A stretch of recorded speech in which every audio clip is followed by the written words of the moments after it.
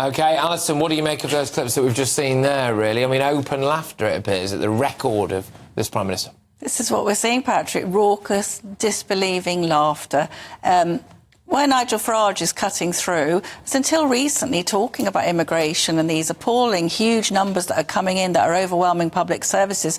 That made you unpleasant, far right. People are no longer accepting that label. I won't accept that label because my kids are in their 20s and they're struggling to get affordable accommodation. People are experiencing this across the country. And Andrew Mitchell, to whom Christopher Hope was speaking, was saying, oh, these high immigration figures are to do with people coming in from Ukraine and Hong Kong. No, they're not. 50% of them are dependents of people coming in. Students bringing their mum, their auntie, their dog. We have been made an absolute joke. And why Nigel Farage came the top in the YouGov Snap poll of the last debate on last Friday and will almost certainly come top again tonight is because he is speaking truth and the other six are colluding in the conventional lies of which people are absolutely sick. OK, go on. My side won.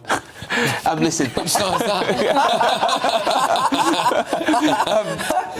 that? Listen, I think there's two things. The immigration figures, I think all of the current political firmament need to take some responsibility for that. Because if you're Rishi Sunak, you've had to battle very hard to make any changes at all. And Labour have fought you every step of the way.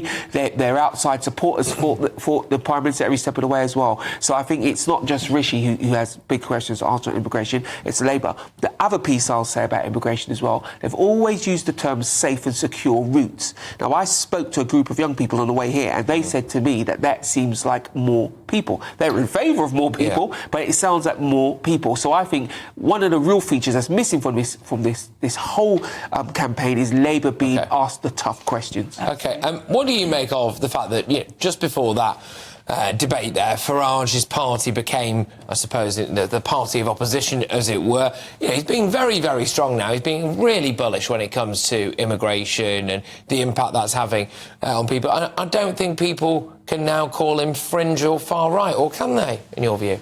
Well, I think clearly Nigel Farage and the Reform Party are appealing to a group of voters, and this is a group of voters who feel neglected. They feel let down by the Conservative government.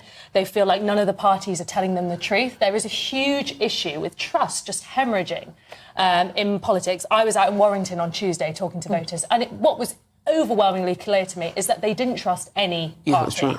And those, there was some support for Labour. That's not surprising. Warrington is a red town, or at least Warrington North is.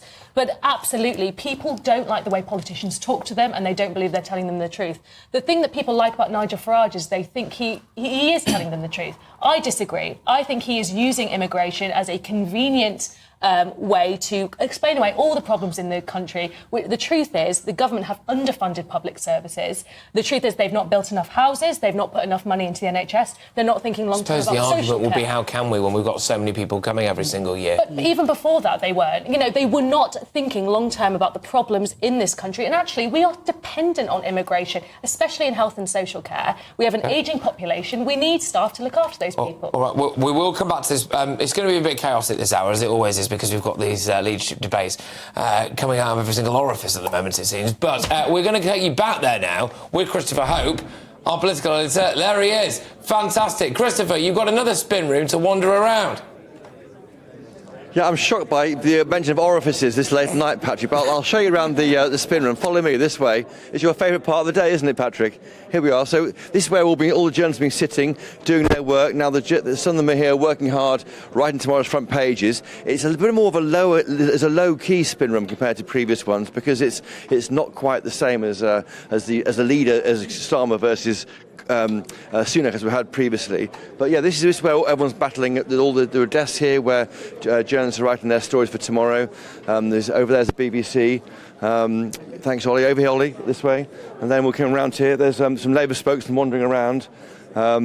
This way, down there is the Coronation Street set, Patrick. We'll go there later if you want to, but there may not be time. And then this way, thank you, Ollie, this way, you'll see all the interviews being taking place in other channels. Of course, no one watches them because they love GBNews most of all.